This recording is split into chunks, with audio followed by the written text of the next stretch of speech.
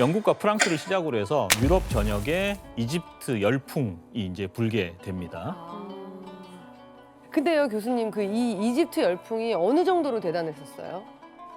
우선 유럽인들은 각종 물품에 이집트의 무늬와 문양을 새겨놓기 시작했습니다. 그림을 통해서 보도록 하겠습니다. 타투하는 거야?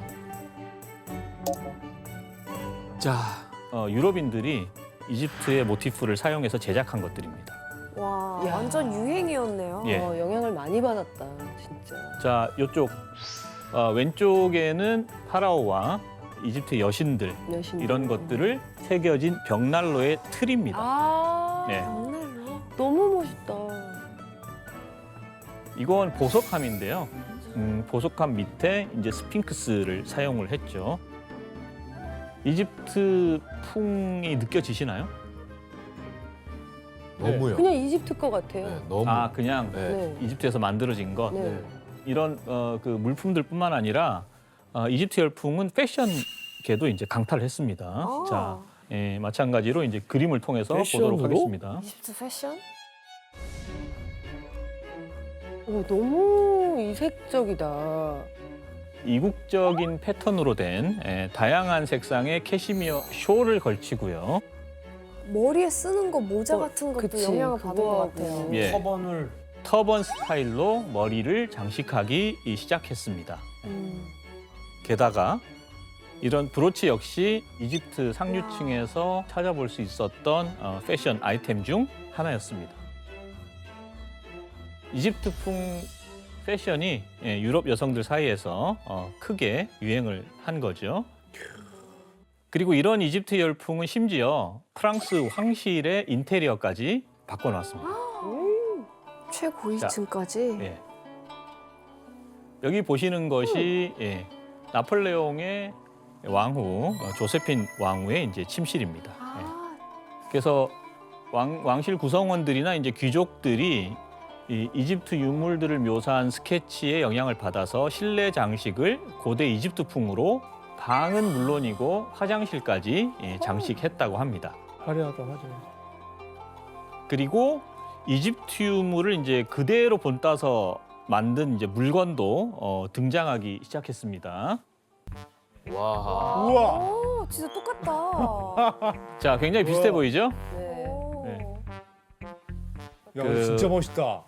서랍의 용도는 메달을 넣어두는 곳이었습니다. 네. 나폴레옹의 업적을 기리는 메달이 이제 출시될 때마다 이제 그걸 넣어두는 용도로 사용됐다고 합니다. 야. 그리고 이제 이런 이집트에 대한 과도한 열광이 이집트 유물에 대한 탐욕을 부추기게 됐고요. 어떡해. 자, 그런데 이제 이런 유럽의 탐욕을 이렇게 더욱 부채질한 그런 인물이 이제 나타났습니다. 누굴까? 바로 당시 이집트의 총독이었던 모함메드 알리라는 인물이었습니다. 뭐? 권투 선수요? 아랍 지역 알리요? 아랍 지역에서 모함메드는 굉장히 흔한 이름입니다. 예. 그래서 선생님 이제 저 모하메드 알리는 총독은 뭐 권투 잘하나요? 뭐 어떤 인물이에요? 사실은 이 모하메드 알리는 이집트인이 아니고 알바니아인입니다. 그래서 오스만 제국의 이제 군대의 사령관으로 근무를 했어요. 나폴레옹이 물러난 후에 혼란함을 틈타서 권력을 잡은 인물입니다. 결정적으로 이집트를 오스만 제국의 영향권에서 벗어나게 하는데 큰 역할을 했던 인물이기도 합니다. 그러면 교수님, 알리 총독이 이 유럽인들을 어떻게 부추긴 거예요? 알리 총독이 권력을 잡게 된 게 이제 1805년인데요. 그 자신의 권력을 이제 강화하고 영향력이 강화된 영국을 견제하기 위해서 또 다른 나라를 끌어들입니다. 어디였을까요? 프랑스요. 예, 그렇죠. 복수하라고. 열받으니까. 그래서 자신이 이제 권력을 공고히 하는 동안 어느 한쪽에 너무 힘이 쏠리면 안 된다라는 그런 생각을 가지고 있었거든요. 이때 두 나라를 향한 외교 정책의 수단으로 알리가 꺼내든 카드가 있었습니다. 무엇이었을까요? 비자. 국민카드. 아이고 정말 진짜 몰입이 다 깨져버렸어. 와. 유물? 예, 맞습니다. 혜성 씨, 이집트 유물이었어요. 그러니까 알리 같은 경우에는 프랑스와 영국에게 이 이집트 안에 있는 유물을 발굴할 수 있는 공식 허가증을 내줬습니다. 공식 허가증을 내줬습니다. 그거 너무 큰데?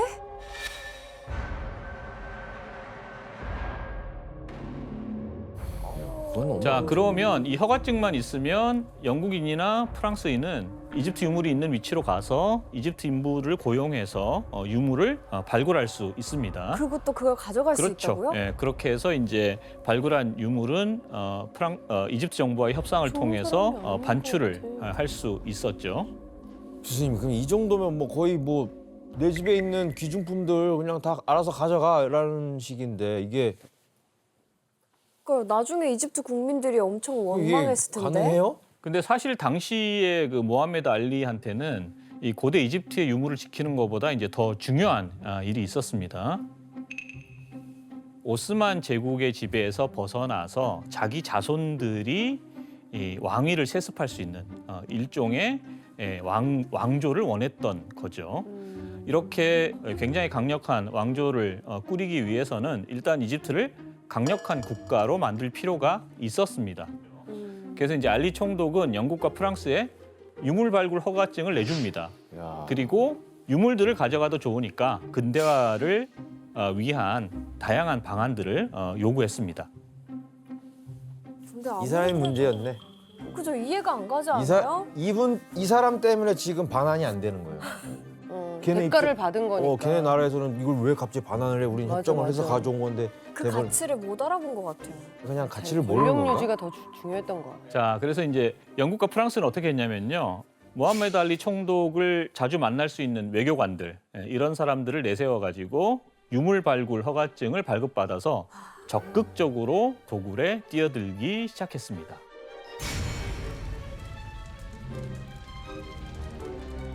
자, 외교관들은 능력 있는 도굴꾼들을 현지에서 스카우트해서 도굴을 적극적으로 지시했는데 영국은 특히 이제 대형 박물관에 전시할 유물 수집에 앞장섰습니다. 자, 이때 유물을 발굴할 인물로 영입한 인물이 있는데 바로 지오반니 벨초니라는 인물이었습니다. 자, 이 사람은 이집트로 건너와서 이 수력을 사용한 이 동력기를 이제 제작해서 판매했었습니다. 근데 이 사람의 원래 직업은 그게 아니었습니다. 어머! 서커스에 있을 때 이런 걸 했어요.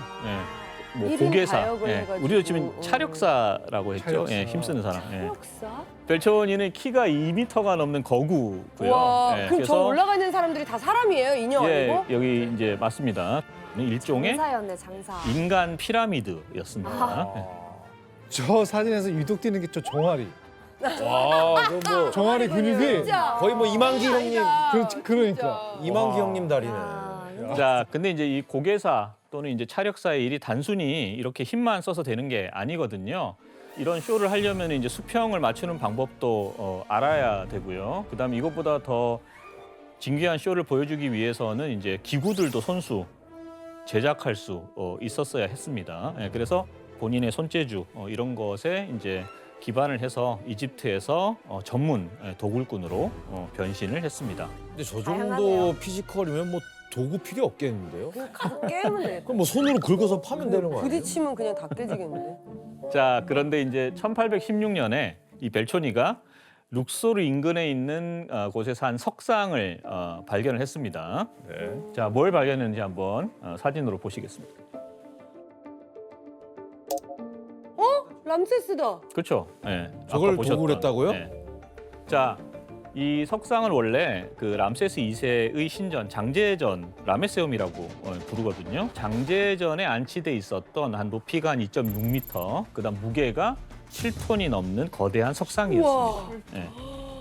자, 이 석상이 이제 고대에 지진이 나면서 이제 무너졌고요. 모래 위에 이제 그대로 방치가 되어 있었는데, 근데 이제 벨초니가 이 석상을 발견하고 이게 어떤 가치를 가지고 있는지 금방 알아봤고요. 그리고 이 석상을 옮길 계획을 수립을 했습니다.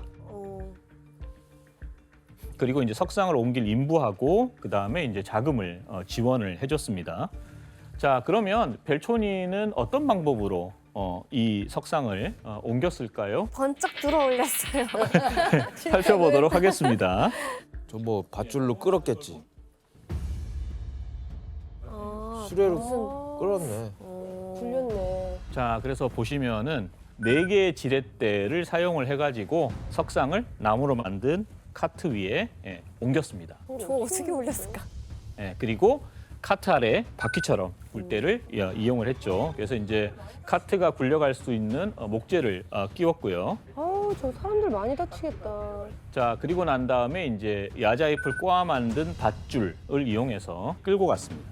아, 자, 이제 이집트 인부들이 이렇게 꼼꼼하게 일을 하는 이제 벨초니를 보고 이제 탄성을 질렀습니다. 자, 이 부분은 지원 씨가 한번 읽어보시겠습니까? 네. 그들은 자신들의 힘으로 흉상을 움직였음에도 악마가 그랬다고 생각했고 내가 몇 가지 기록하는 것을 보면서 그 일은 어떤 마력으로 가능했다고 수군거렸다. 와. 근데 여기서 한 가지 문제가 발생을 했습니다. 네. 석상이 너무 커서 신전터에 세워진 그 기둥을 지나갈 수 없었습니다. 자, 그럼 이런 상황에서 여러분들이 벨초니라면 어떤 방법을 썼을 것 같습니까? 빠개버렸을 것 같아요. 뭘 빠개버려요? 기둥을. 야, 그냥 밀고 그냥. 역시 벨초니니까. 역시.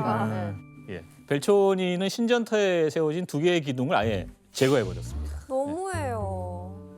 신전 기둥도 유물이긴 하지만 이거는 사실은 그 사람들 입장에서는 석상을 옮기는데 방해만 되는 요소였다고 이제 생각을 한 거죠. 뭐 신전을 통째로 두고 갈 수도 없으니까. 그렇죠. 이런 우여곡절 끝에 이제 석상이 이제 3주에 걸쳐서 나일강에 도착을 했습니다. 그리고 반출 허가가 떨어졌을 때 이 큰 석상과 함께 다른 유물 전체를 다 배에 실어서 영국으로 보냈고요. 그 결과 이 석상은 지금 영국 대형박물관에서 보실 수가 있습니다.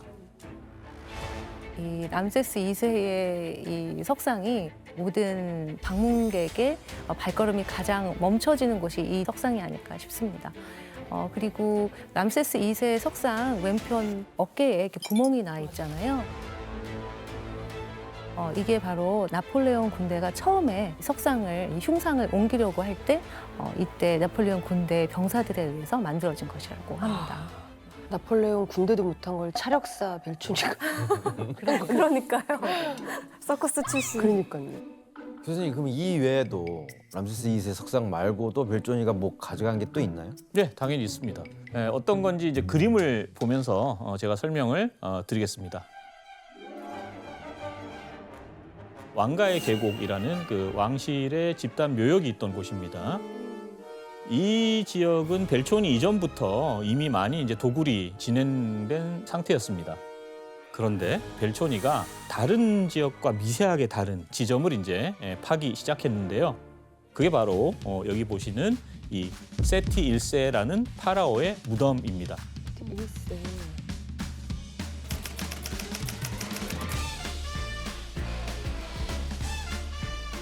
인부를 동원해서 발굴을 시작한 벨초니는 이틀 만에 무덤 입구로 가는 통로를 발견했습니다.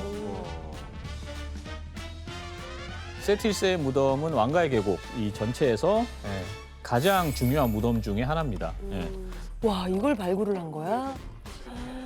그래서 세티 1세의 무덤이 저택이라면은 투탕카멘의 무덤은 차고 이런 말이 있을 정도로 웅장함을 자랑하는 그런 곳이라고 할 수 있습니다. 이게 지금 지한 거예요? 예, 진짜 직접 보고 싶다. 예술적이다. 야, 사이즈가 어마어마하다, 진짜. 이야. 너무 대단해요, 진짜 진짜. 무덤이 화려하다. 저 당시에 어떻게 지하를 저렇게 파는 기술이 있었을까? 자 여러 유물을 발견했는데 이때 벨초니가 딱 봤을 때 벨초니의 눈을 사로잡는 굉장한 유물이 있었습니다. 바로 세티 1세 석관이었습니다. 벨초니는 이 관을 무덤 밖으로 빼내서 대형 박물관에 비싼 값에 이제 그럴 이제 작정이었습니다. 대단하다. 하지만 대형 박물관은 벨초니가 제시한 도굴 비용 2,000파운드를 받아들이지 않았고 협상이 지지부진해졌을 무렵 영국의 한 귀족이 개인 수집을 위해 석관을 구입했습니다. 아, 개인한테 팔렸구나. 이때 벨초니는 석관에 낙서를 해서 석관을 훼손시키기도 했습니다. 지관이라고 쓴 거죠. 관에다가 자기 이름 쓰면은 그거니 지관이 직원이지. 관으로 그러니까- 들어갈 운명이네. 유물 보존은 안중에도 없고 자신의 도굴 실력을 만천하에 자랑한 진짜 이런 교양 만행을 없다. 저지른 겁니다.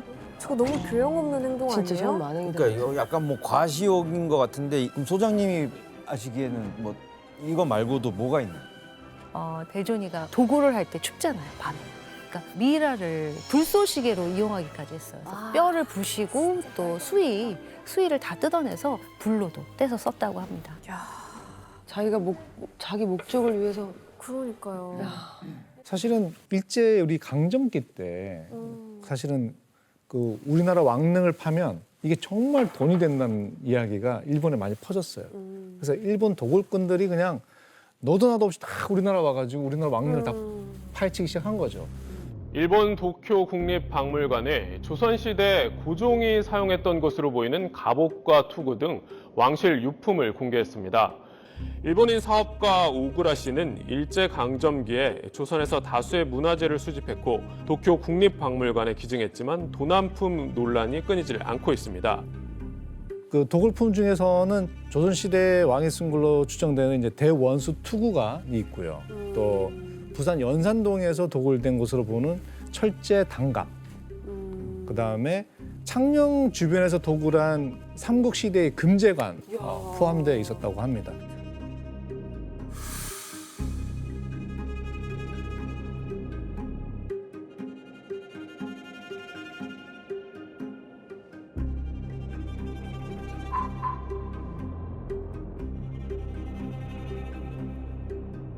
교수님, 그러면 도굴꾼들에게는 유물들이 뭐 문화재 이런 게 아니라 그냥 돈 그 자체네요. 그렇죠.